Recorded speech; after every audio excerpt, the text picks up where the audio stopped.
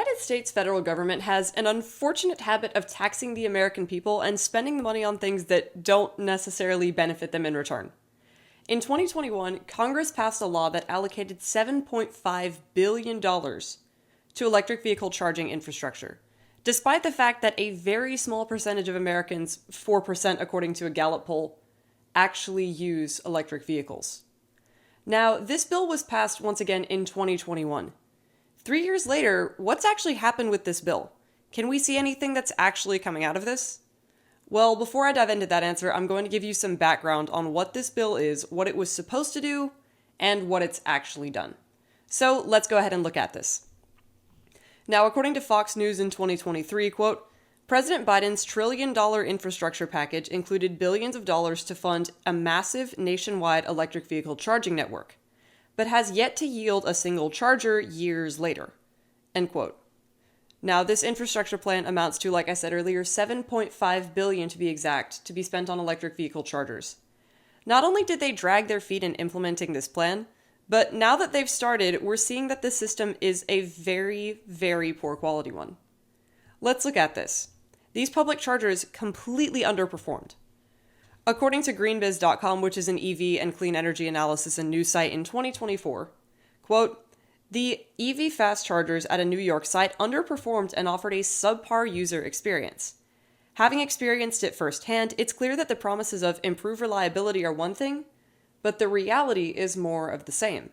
Non-functioning chargers and a non-user-friendly experience. The article goes on to say Station 1 and Station 3 had malfunctioning credit card readers, Station 2 had an unusable screen that was entirely black, and Station 4 was 100% down and unusable, end quote. This was the first implementation that we were seeing of these chargers that the government was building with this $7.5 billion. And what do you see? Quantity over quality. The system just wasn't working, and honestly, what do we expect at this point? But here's the kicker. The private sector does it better. They don't need the $7.5 billion, and they're building a better system. Let's look at what the private sector was doing. According to carbuzz.com, which is a vehicle advisory website in 2023, quote, American data analytics company J.D. Power revealed that Tesla's North American charging standard is the most reliable in the U.S. Tesla also has the largest charging network in America with nearly 19,500 hubs nationwide, and adding 1,292 supercharger ports in the first quarter of 2023 alone, end quote. Now, the Tesla standard is the best way to charge electric vehicles. Honestly, if I see electric vehicles on the road, the majority of them are Teslas. Reason for this? This is the best quality of electric vehicle that you can even get, and the private sector has done a fantastic job with this. Elon Musk, I would like to see more things like this and less things like Neuralink, but that's a topic for another day. The point is, the private sector was doing it better than what the federal government was doing under these billions of dollars allocated under this bill. So seeing that, the federal government decided to amend the bill. Now they are saying that they are going to be building chargers that are up to the Tesla standard. Admittedly, that's a good thing. It would be a good thing if they were actually doing it, that is. But, like that first article that I read earlier, they're still dragging their feet in actually implementing this policy. They've switched to the Tesla standard, but what's happened since then? According to the Babylon Bee in 2024, quote, despite pouring massive amounts of taxpayer funding into green energy initiatives, a new report has revealed that $7.5 billion in government EV charger spending has purchased one 4-pack of Energizer AA batteries. The report indicated that the federal government's significant investment in installing chargers for EVs has somehow resulted in only having the lone 4-pack of AA's on hand, leaving officials stumped. We are proud to announce that we have delivered for the American taxpayer, said Transportation Secretary Pete Buttigieg. Thanks to the sacrifices made by the American people, you can now feel proud that your government has stockpiled an entire 4-pack of AA batteries. And these aren't just any AA batteries, these are Energizers. That is a name brand. The United States spares no expense. You're welcome, America, end quote. While the Babylon Bee is satire, and I admittedly found that article really funny, especially after writing an entire debate case on this last year, unfortunately, as we see quite a lot with the Babylon Bee, it's not that far off from reality. What's actually happening with this bill 3 years after it was passed? Yeah, it's pretty close to the AA batteries thing. According to the Washington Post in March of 2024, quote, President Biden has vowed to build 500,000 electric vehicle charging stations in the United States by 2030. But more than 2 years after Congress allocated $7.5 billion to help build out these stations, only 7 of them are operational across 4 states. End quote. Only 7. They've had this money for 3 years. You think that they would start implementing this policy by now if it was an actual priority to them. I mean, think about it in terms of the way that you do your priorities. For myself in the morning, it's a priority to read the Bible, and then it's a priority to work out, and then as the day goes on, I have different priorities depending on the day. But I get the things done that I say that I'm going to do, and I get the things done that I say are on my priority list.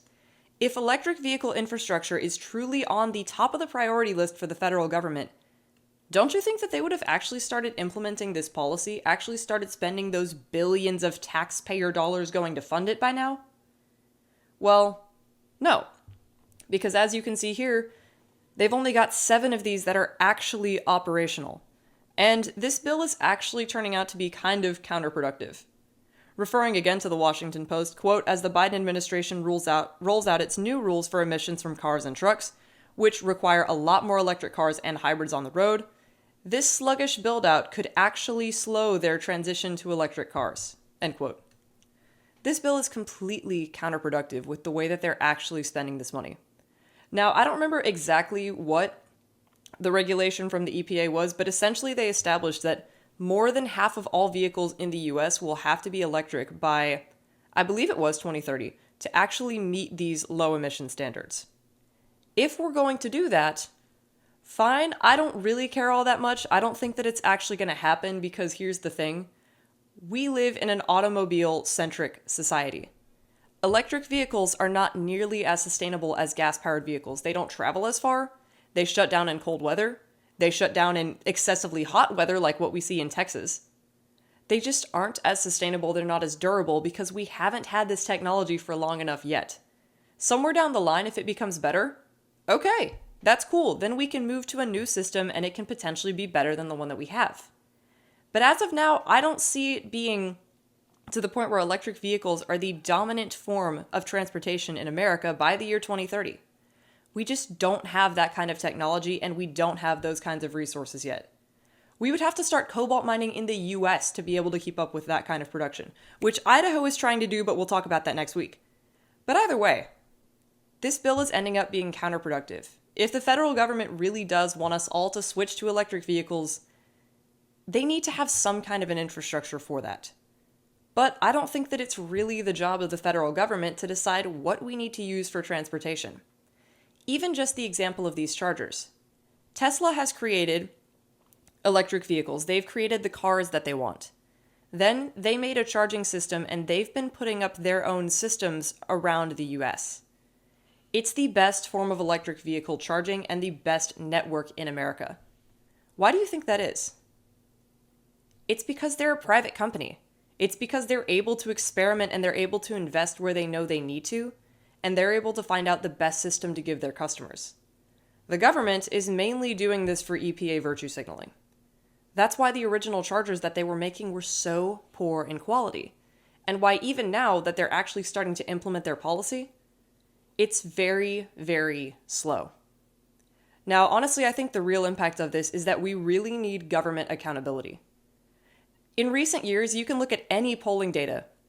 From the 1950s to now, Americans' trust in the federal government has dropped significantly. Like, it's insane how much of a drop it is. I don't remember the exact numbers and I don't want to misquote it, but you can look it up. It's insane. Why do you think that is? It's because we don't have an accountable government. No one is holding them accountable for the things that they say they're going to do and the things that they say that they're going to prioritize. They are spending $7.5 billion on EVs. They're sending billions of dollars to Ukraine, yet they're not doing anything about our open borders that it's their job to maintain. They're not doing anything about the massive poverty in America that is mostly driven by the fact that inflation is up so high. They're not doing anything about the fact that major retail stores across the United States are closing thousands of locations because they're losing so much business due to this higher inflation. There are things that are going wrong in our own country that we could fix.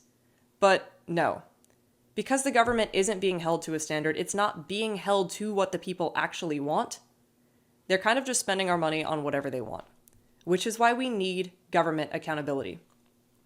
Now, Luke 16:10 says, quote, "Whoever can be trusted with very little can also be trusted with much, and whoever is dishonest with very little will also be dishonest with much," end quote. I think that that's exactly what we're seeing here. What we're seeing is that the federal government has said that they're going to build a reliable set of chargers across the United States. First of all, they built chargers that didn't work. Second, they've built 7 or 8, 3 years later. That's all because of lack of government accountability. However, things could potentially be looking up soon. Like I said, this is the last year of this administration.